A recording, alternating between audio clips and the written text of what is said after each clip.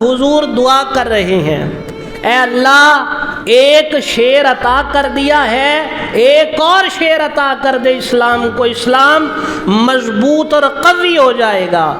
اور ساتھ دعا کر رہے ہیں، اللہم اعز الاسلام باحب الرجلین الیک بعمر بن الخطاب او بعمر بن ہشام۔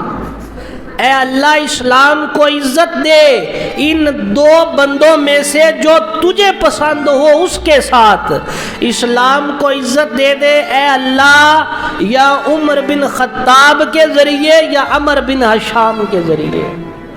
اور عمر بن ہشام جو ہے یہ نام تھا ابو جہل کا۔ سرکار نے اللہ سے دعا کی، اے اللہ اسلام کو عزت دے ان دو بندوں میں سے جو تجھے پسند ہو اس کے ساتھ، یا عمر بن خطاب کے ساتھ اسلام کو عزت دے دے یا عمر بن ہشام کے ساتھ اسلام کو عزت دے دے۔ اب سرکار نے یہ دعا کر دی، اب یہ دعا اپنا اثر آہستہ آہستہ اس نے دکھانا شروع کر دیا۔ ابو جہل کو لوگوں نے کوسنا شروع کر دیا، اے ابو جہل تو نہ امیر حمزہ کے بھتیجے کو نقصان پہنچاتا اور نہ امیر حمزہ جیسا دلیر آدمی اسلام قبول کرتا۔ ابو جہل اپنی قسمت پہ رو رہا تھا کہ یہ کیا معاملہ ہوا۔ تو وہیں ایک نوجوان بیٹھا ہوا تھا جس کی عمر 26 سال کے قریب تھی، توانا جسم کا مالک، مضبوط اعصاب کا مالک، 26 سال کی عمر ہے، پوری جوانی اپنی آب و تاب کے اوپر ہے۔ اور ابو جہل نے اس نوجوان کو ورگلانا شروع کر دیا، کہا اے نوجوان عمر بن خطاب، اے خطاب کے بیٹے، تیری طاقت اور قوت کا کیا فائدہ کہ لوگ ہمارے آباء و اجداد کے دین سے منحرف ہوتے جا رہے ہیں، لوگ صابی ہوتے جا رہے ہیں، لوگ نئے دین کو قبول کرتے جا رہے ہیں۔ اے عمر تیرا ہمیں کیا فائدہ، تیری جوانی ہمارے کس کام آئے گی۔ ابو جہل نے اس طرح حضرت عمر بن خطاب کو ورگلانا شروع کر دیا۔ حضرت عمر بن خطاب نے یہ بات سنی، ارادہ کر لیا، تہیہ کر لیا کہ میں جن کی بدولت گھروں کے اندر فسادات ہو گئے، ابو جہل نے کہا کہ فسادات گھروں میں ایسے ہو گئے کہ باپ بیٹے سے متنفر ہو گیا، بیٹا باپ سے متنفر ہو گیا، اور جو کوئی بھی اس نئے دین کو اپنا لیتا ہے وہ کسی بھی صورت واپس پلٹنے کے لیے تیار نہیں ہوتا۔ جب یہ ساری کی ساری باتیں حضرت عمر بن خطاب کو سنائی نا، تو حضرت عمر رضی اللہ تعالیٰ عنہ جو اس وقت ایمان نہیں لائے تھے، ابھی جن کے دل کی دنیا حضور کی نگاہ مقدس سے بدلی نہیں تھی، وہ عمر بن خطاب تلوار نیام سے باہر کی اور تلوار ہاتھ میں تھامے ہوئے جا رہے ہیں اور کہہ رہے ہیں کہ جن کی بدولت مکہ میں فسادات ہوئے، آج میں ان کا خاتمہ کرنے جا رہا ہوں، آج میں ان کی گردن اتار دوں گا، یہ بات کرتے جا رہی ہیں۔ اور راستے میں حضرت نعیم ملے، نعیم بن عبداللہ النحام۔ اب یہ ایمان لے آئے تھے مگر انہوں نے اپنے ایمان کو چھپایا ہوا تھا، ابھی اپنے ایمان کو لوگوں پہ ظاہر نہیں کیا۔ جب عمر کے یہ تیور دیکھے نا کہ عمر کے جو بڑا جوشیلا جوان ہے، تلوار ننگی تلوار ہاتھ میں لی اور جا رہا ہے، نعیم بن عبداللہ النحام نے پوچھا اے عمر کہاں کا ارادہ ہے؟ کہا کہ جن کی بدولت مکہ کے گھروں میں فسادات ہو گئے، جن کی بدولت مکہ والے اپنے باپ دادا کے دین کو ترک کر بیٹھے، آج میں ان کا خاتمہ کرنے جا رہا ہوں۔ تو حضرت نعیم بن عبداللہ نے کہا اے عمر ان کی طرف بعد میں جانا، اپنے گھر کی بھی خبر لی ہے؟ اپنے گھر تو جا کے دیکھ۔ کہا کیا میرے گھر کو کیا ہوا؟ کہا تیری بہن فاطمہ بھی محمد کی نوکر بن گئی ہے، تیری بہن فاطمہ نے بھی اسلام قبول کر لیا، تیرے بہنوئی سعید بن زید نے بھی اسلام قبول کر لیا۔ اب حضرت عمر کے تیور اور زیادہ بدل گئے، بجائے سرکار کی طرف جانے کے حضرت عمر اسی طرح جوش و جذبے کے اندر تلوار میان سے باہر ہے اور اپنی ہمشیرہ کے گھر پہ چلے گئے۔ دروازے پہ پہنچے، اندر سے ایک بڑی پیاری آواز آ رہی ہے، کان لگایا، قرآن کی آواز حضرت عمر فاروق رضی اللہ تعالیٰ عنہ کے کان میں پڑی تو وہ پڑھنے والی آواز اپنا اثر کر چکی تھی۔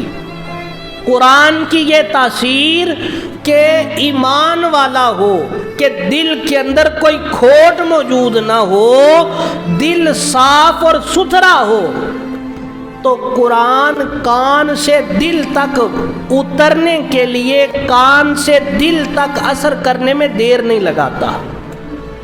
حضرت عمر فاروق جب یہ قرآن کی تلاوت سنی، زور سے دروازے کو کھٹکھٹایا۔ بہن نے پوچھا کون؟ من الباب؟ کہا ابن الخطاب، خطاب کا بیٹا عمر آیا ہے۔ دروازہ کھولا، دروازہ کھولتے ہی بہن کو مارنا پیٹنا شروع کر دیا، بہنوئی کو بہت مارا اور تلوار نکال کے خاتمہ کرنے لگے۔ بہن آگے آ گئی، بہن کو بھی مارا، اتنا شدید مارا کہ لہو لہان کر دیا، اور جب لہو لہان کر دیا تو بہن بھی اکڑ گئی، بہن بھی ڈٹ گئی اور کہا اے عمر، اگر تو خطاب کا بیٹا ہے نا تو میری رگوں کے اندر بھی خطاب کا خون گردش کر رہا ہے، اگر تو ہمیں اسلام سے پلٹانے سے باز نہیں نہ آئے گا تو یقیناً ہماری زندگیاں تو ختم کر سکتا ہے، لیکن جو نور سرکار نے ہمارے دلوں میں داخل کر لیا ہے اسے نہیں نکال سکتا۔ حضرت عمر کچھ لمحے کے لیے بیٹھ گئے، خاموش ہو گئے اور سوچا، ذہن دوڑایا، یہ وہی میری بہن ہے کہ جو آج تک میرے آگے اس کی زبان سے ایک لفظ نہیں نکلا، آج اتنی دیدہ دلیری کہ میرے سامنے کھڑی ہو گئی اور اتنی مار کھانے کے بعد بھی اپنی بات پہ ڈٹی ہوئی ہے۔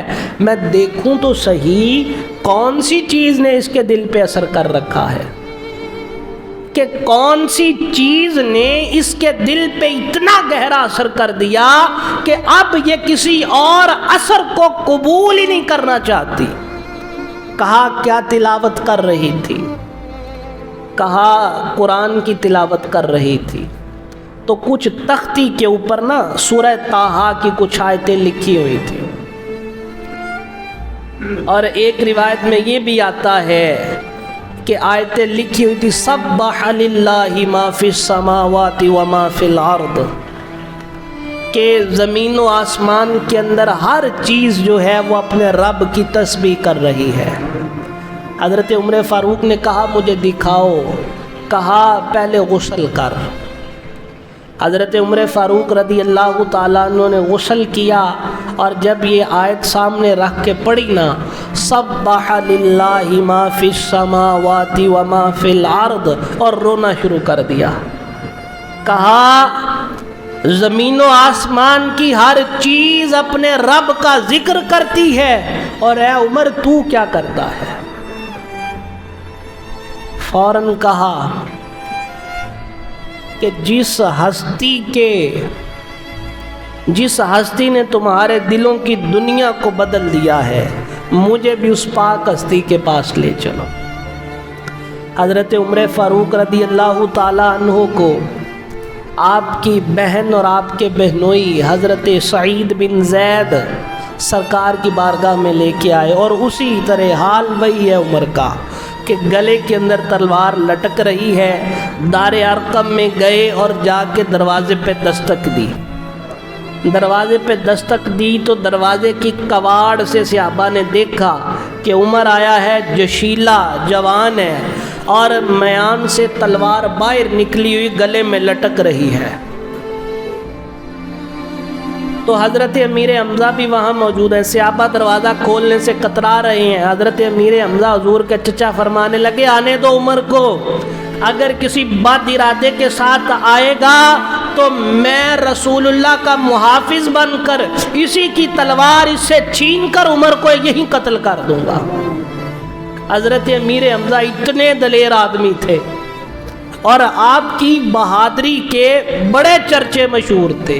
وہ حضرت امیر حمزہ فرمانے لگے کہ اگر عمر کسی برے ارادے کے ساتھ آیا, اب یہ بات ہو رہی ہے, تو سرکار دو عالم صلی اللہ علیہ وآلہ وسلم نے فرمایا اے میرے صحابہ دروازہ کھول دو, اللہ نے عمر کے دل کو ہدایت کے لیے چن لیا ہے.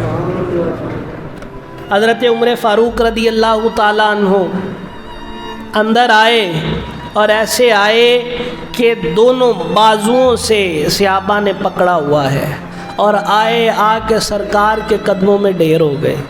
پیارے آقا صلی اللہ علیہ وآلہ وسلم نے فرمایا اے عمر اللہ تیرے دل کو ہدایت کب دے گا؟ اے عمر چھوڑ دے ان باطلوں کی عبادت کرنے کو, ایک اللہ وحدہ لا شریک کی عبادت کی طرف لوٹا. تو جب یہ بات سرکار نے فرمائی نا, حضرت عمر فاروق رضی اللہ تعالیٰ عنہ نے فوراً کلمہ پڑھا, کلمہ پڑھ کے مسلمان ہو. اب پیارے آقا صلی اللہ علیہ وآلہ وسلم نے جوش میں آ کے نعرہ تکبیر کو بلند کیا. تمام صحابہ کرام نے بھی بہت خوش ہوئے اور اتنی خوشی ہوئی کہ حضرت جبریل امین تشریف لے آئے اور آ کے عرض کی یا رسول اللہ صلی اللہ علیہ وسلم عمر کے ایمان لانے سے آسمان کے سارے فرشتے خوشیاں منا رہے ہیں. پیارے آقا صلی اللہ علیہ وآلہ وسلم کی دعا قبول ہو گئی. حضرت عمر اسلام میں آ گئے اور حضرت عمر یہ 40 میں فرد تھے کہ جو اسلام میں آئے.